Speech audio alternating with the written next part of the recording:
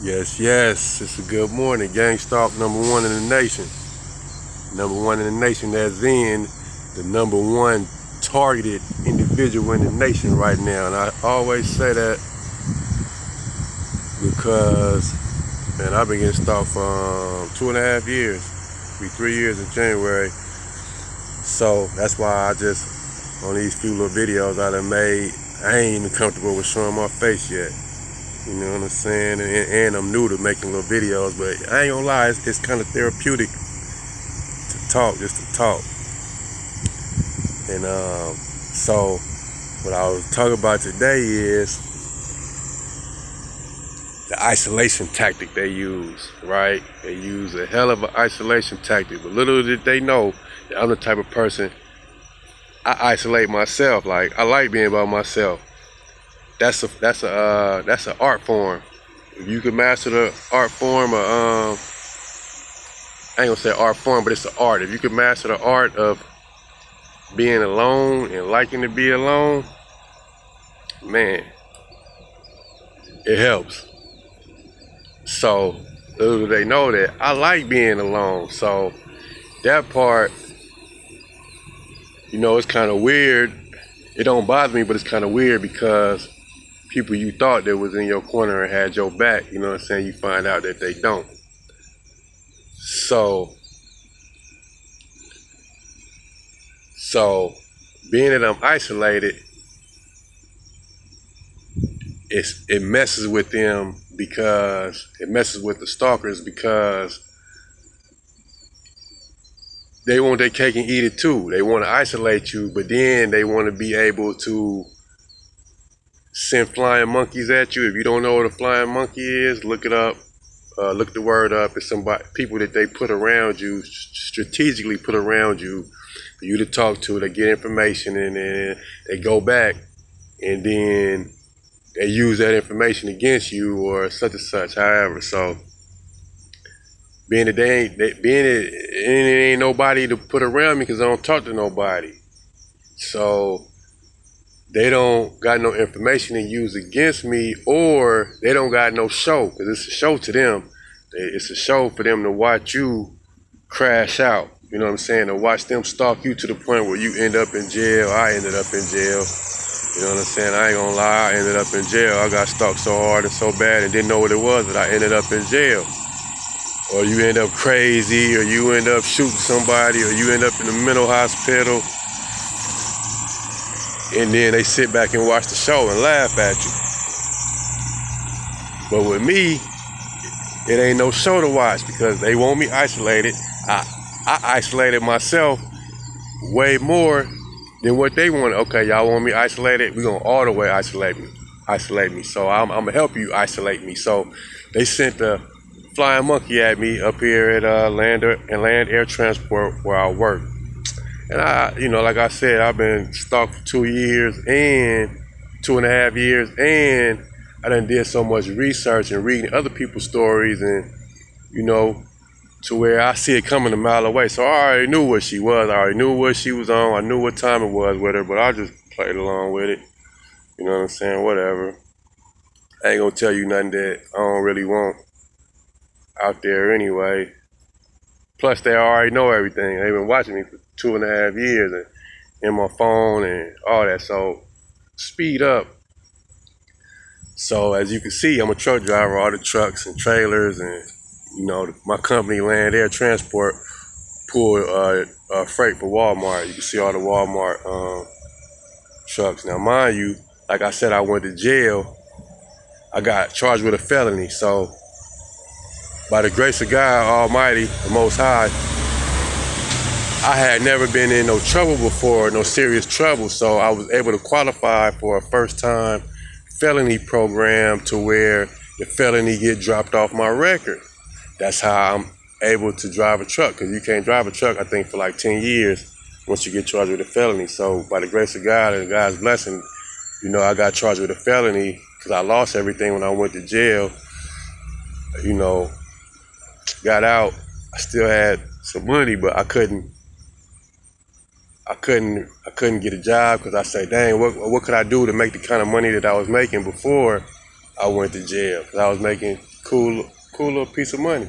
So I said I could drive a truck. So once I got in truck driving school, I couldn't get a job because I'm in school, truck driving school all day. You know what I'm saying? So speed up. I get my CDLs. No felony on my record because of the program. So now I'm able to drive a truck. So I've been at this company getting stalked the whole time, 8 months. Right, so they send the flying monkey at me. Her name Leslie. She talking to me every day on the phone. You know what I'm saying? And we build a little relationship. But in the back of my mind, I know what she on the whole time. Right. So speed up. A few months later, she get a settlement. She like, I'm gonna buy my own truck. Which takes some guts. Takes some guts to get your own truck. You know what I'm saying? Which I could get my own truck now, but I'm like, I get my own truck.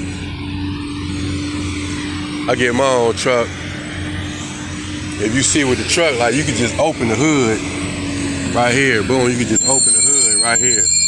Boom, so while I'm out, away from the truck or out or sleep, they can open that hood and do anything in my truck. I feel like I'll be constantly paying.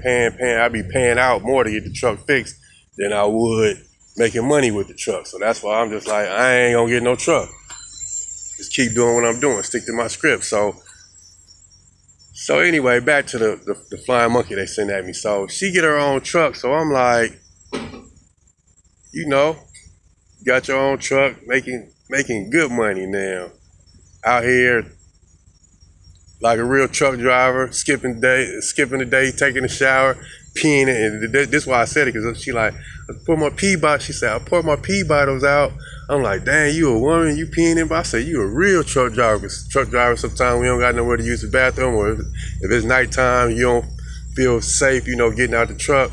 You park somewhere you don't feel safe. You got bottles, to pee in. So when she said she had pee bottles, I'm like, dang, you a real truck driver. I said, you my hero. So I say, you my hero. So speed up, throughout, like, every now and again she'll tell me something. I'll be like, you a real truck driver. You my hero. And I'm saying it because I'm proud of her. I was proud of her, genuinely though, proud of her. She got her own truck. You know what I'm saying? You bossed up. You got your own truck. I'm proud of you. You my hero. Didn't mean nothing else by it. So speed up. We get a new dispatch lady named Emily to come to the job. Named Emily, she the dispatch. New. Been working here probably about 2-3 weeks. I ain't even had too many interactions with the lady other than when I called about something at one of the stores I'm delivering to. So she texts me the other day. I get to a store. We gotta be at our drop-off points no later than 6 p.m. So I pull up about 5:50. Now, mind you, me and her didn't ever talk about. I didn't mention it like I might be late. I didn't call dispatch and say, yo, I might be late, or you know what I'm saying, or nothing to that effect. And she texts me when I get to the store, just out the blue, randomly. Oh, you made it on time. You my hero. I'm like, really? Really? Like, I can't even, it's to the point where I can't even, but see, that's why I say, they so desperate. Like, sometimes it'd be like, it used to be like, it had your mind thinking like, dang, is that what I think it is? Was that what I think it was? But with this, it's like, come on, man, that's blatant that this lady told you to text me, because how I'm your hero just because I made it to the store on time, when we didn't even talk about it's a possibility of me gonna be late to the store.